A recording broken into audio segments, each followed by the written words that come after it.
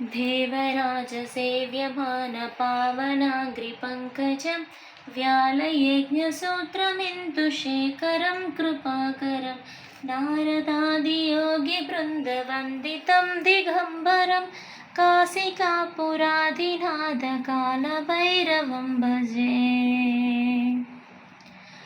भानुकोटिभास्वरं भवाब्धितारकं परं नीलकण्ठमीप्सितार्थदायकं त्रिलोचनं कालकालमम्बुजाक्षमक्षशूलमक्षरं काशिकापुराधिनाथकालभैरवं भजे।